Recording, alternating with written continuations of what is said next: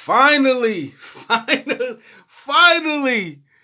been trying to reconnect with y'all for the longest. Finally, the holidays is almost over. I got one more to go. I got to get that time and a half, people. Like, I don't, it's shot o'clock. You know what I mean? Get your shots. Listen, man, I got to get this time and a half. I got to get this time and a half. If you notice I'm not available, I'm getting them hours. So once the new year comes in, I think after January I should be back to normal. I should be back delivering more consistently. But when they offering these hours and you got financial obligations, you got to do what you got to do. I know I want to be here more often, but I got to say I got to do it the way I could do it for now until I could do it the way I want to do it later on. You feel me? But I ain't forget the family. I watched the game last night. We still headed in the right direction. Like, despite the loss, we're still like the two-headed playmaking monster that is RJ and Scottie. I like it. But for some of you, you want it to be Scottie and RJ. However you wanted those two guys playmaking off of each other, I like that. I'll drink to that. You know what I mean? Little shotty. You know what I mean? Little vodka, lemon juice, couple ice cubes for the nicest MC. You know how that go. You know how that go. I know a lot of y'all like, why don't you just drink it straight? Nah. I'm gonna sip on this, my libation. And yes, I still have to go to work today at 5. But you know what I mean, I'm in a celebratory manner. You know what I mean? I love the fact that I'm celebrating this occasion of reconnecting and being able to do what I love to do. But you know, you gotta get that time and a half. You gotta get it. When things get back to normal, then we're gonna be back up and rolling. But right now, that two-headed monster, I love the playmaking of both of them, how they alternated and how everything was productive. I liked it. I enjoyed what I was watching. You know what I mean? It was very, very, very impressive to see them play off of each other and to see how the team co-signed the movement and had no problems, cooperating with whoever was leading the offense and playmaking. I enjoyed this game. Like it was one of those games where you felt like we could have we can say that was winnable. You know what I mean? If they didn't go on that run, the end of the third quarter, that little 19-2 run, the end of the third quarter, it was a closer affair than than what the ending score indicated. You know what I mean? They wanted us to play a certain style. They didn't want us to run as much. We didn't get a chance to run as much. You know what I mean? From what I'm hearing, we're leading the league in fast break points. At one point, we were 5th in scoring. We're gonna have these ebb and flows of, seeing what we could possibly be. I'm just enjoying the movie. You know what I mean? We're headed in the right. I want us to honestly simulate and get to next season. I think we're 1 year away from really being a headache. You know what I mean? And that's better than the 3 years that people were saying initially that we might need 3 years to really come together. The fact that everything is happening and the bench guys are getting their opportunities and they're having their moments of stardom makes for a interesting moment, or a bunch of interesting moments for us. But that Miami game, we stood tall for 3 quarters. But we played kind of into their hands. That's what I didn't want to see. But they didn't allow us to run away with the game. We had control, and they kept us in a good space. That's what professionals and experienced runners do. They don't run the marathon from the front. They'll play the background and keep the pace. And then when it's their opportunity to attack, which is when they got that run going and we didn't answer, that was the problem. The thing was, they were forcing us in a space where we had to be a little more efficient than we were. Because once they got the momentum going, them niggas took 54 threes. You know what I mean? And it wasn't like they started out wanting it to be a shootout. It just ended up in that space. Because Miami is not a shootout type of team. But they held us, they kept us under control. It would have been better for us and behooved us if we would have tried to run it up and give ourselves a bigger cushion. But I like the fact that we stood toe-to-toe for the most part. I don't like the fact that we were so conservative with 80 shots. We should be somewhere around 95 shots a game. Regardless of who we're playing, we got to let that thing fly. You know what I mean? We did that in the last game, and we got to let it fly. You know what I mean? Can't be afraid to let it fly. These teams want us to be very conservative, but with that conservative approach, you have to have experience. You have to be efficient and get production at a higher clip than we can at this point with this young team. we would have had to have played more of a mistake-free game. We had, 34 assists to 19 turnovers. They got 27 points off of our 19 turnovers. You know what I mean? So the fact that they kept us in this pocket and playing at this pace and not allowing us to set our tone, they let us get it going, but not run too far away from them. And when they got an opportunity to strike and gain control over the game, they felt like that was more or less. It looked like that was what their game plan was. They wanted to turn it up going into the second half, and as opposed to really lead out from the beginning and then have to fight us off, they let us lead the race, and then they came from behind, and we didn't have enough time to muster up the momentum to take control of this game for the last final time. But we got good production out of Scottie, out of Jacoperto, out of RJ. Everyone is taking steps forward. You know what I mean? Gradually. But watching those two guys play make, impressive. You know what I mean? And that's what you want to see. You want to see us start to honestly figure it out. You want to genuinely want to see us figure it out game by game. We're learning how to play these different styles. We're learning how to approach these different games, and everyone is learning how to stay together and play together. That's all you can ask for. You know what I mean? We gave them too much of a opportunity to come back in this one. It was too close. You know what I mean?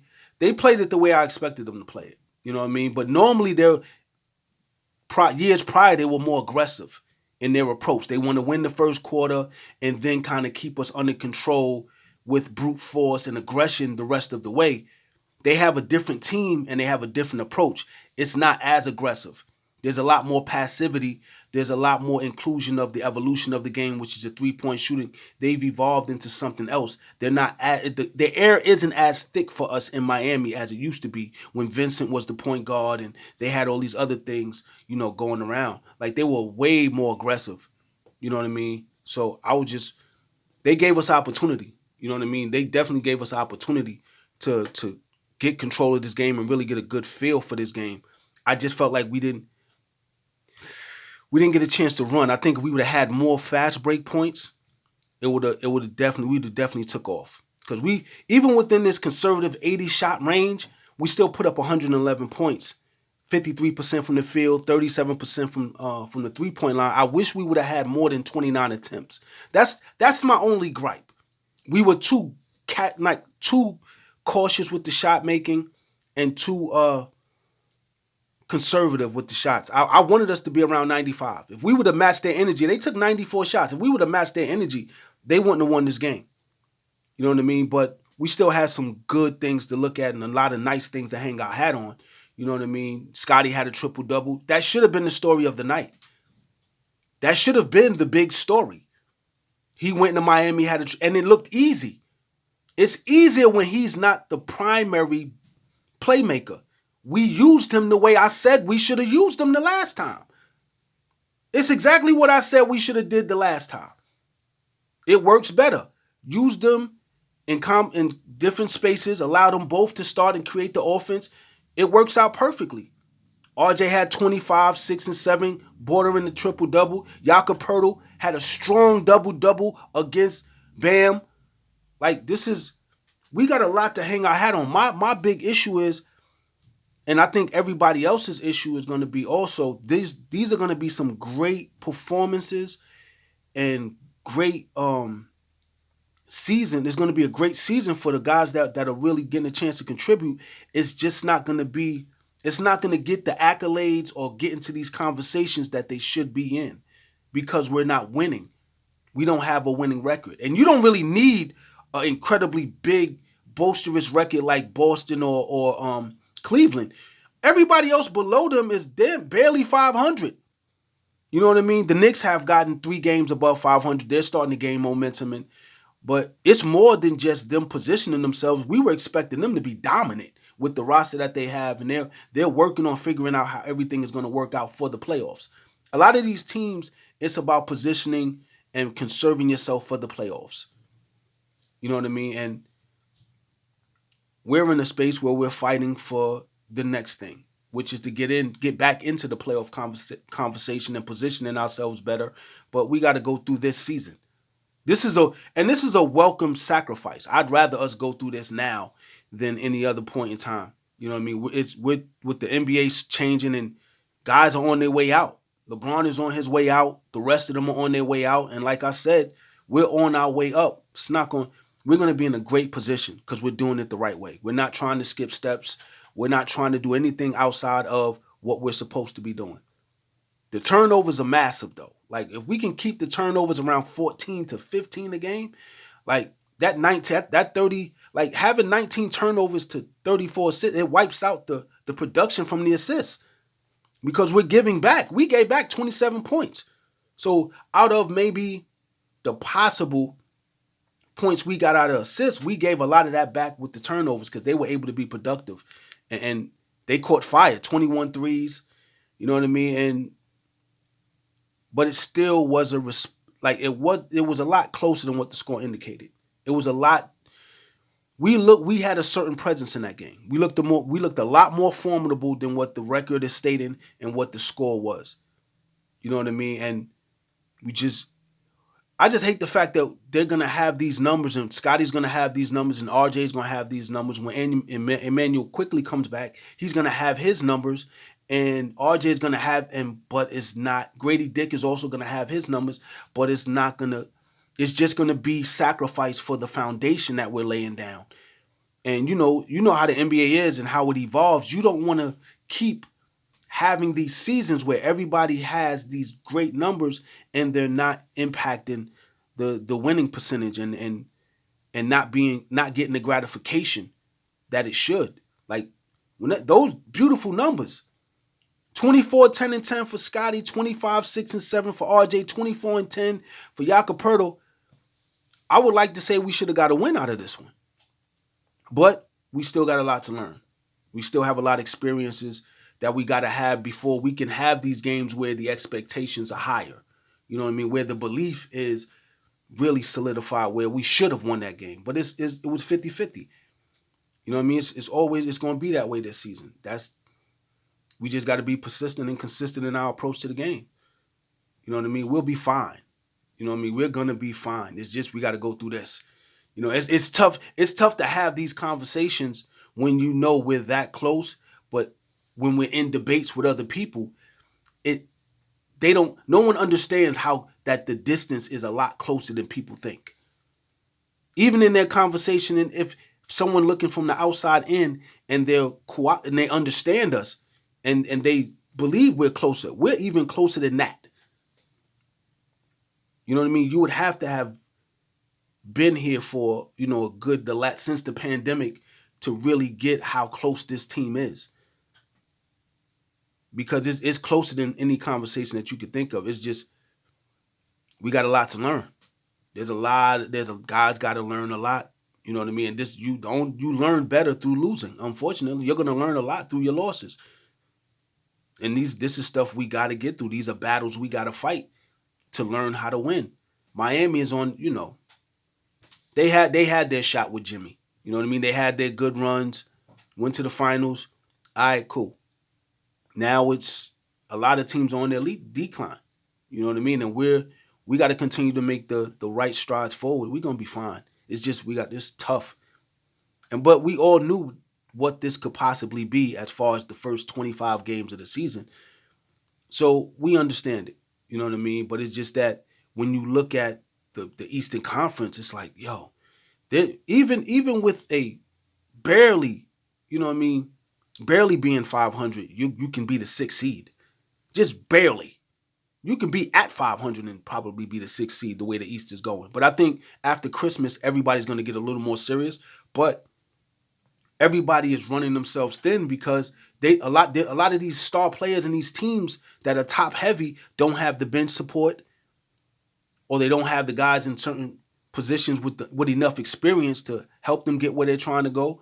You're trying to dodge the injury bug, which normally comes around January, February, those colder months, on and off the plane, back-to-backs. All that starts to add up physically, trying to rest players. You got Valentine's Day coming up. You got all these Easter and all this coming up. Guys are going to want to go places and do different things, diversify interests. Everybody want a podcast. So it's a lot. You know what I mean? We could sneak right back into this thing. but but being 10 games, like if we were at 500 going into the last 5 games of our first 25, then the conversation would be easily playoffs because these records are atrocious by Eastern Conference standards. But we're right there in the thick of it if we just go on a 4-game win streak. We go on a 4 or 5-game win streak, we're in the play-in, which is crazy. You know what I mean? Because we would still be 5 games below 500, but we would be close to the play-in, if not in the play-in position, 7th or 8th. But a lot can happen in the second half of the season. A lot is going to happen. A lot of guys are going to get rested and continue to get rested. Teams like Philly pretty much gave up. The Bucks fought themselves back into a certain conversation. You know what I mean? The Knicks are elevating. The Pacers are having a problem staying 500, or you know what I mean? They're 2 games out of 500 right now. And you got Charlotte. Right now, people are saying LaMelo Ball is the best point guard in the NBA. You know what I mean? I wonder whatever happened to Tyrese Halliburton.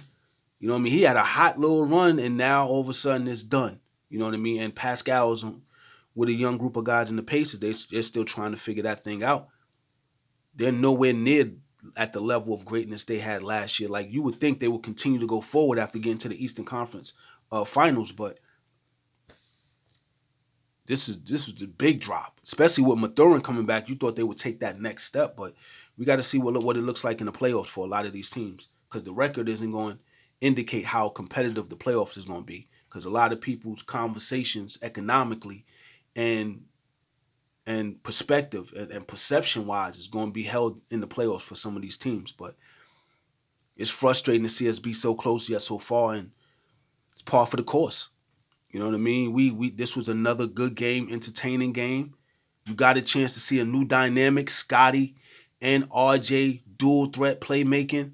Beautiful. Now we got to figure out how Emmanuel quickly fits into that, because then we'll have 3 potential playmakers bringing the ball up in 3 different looks, and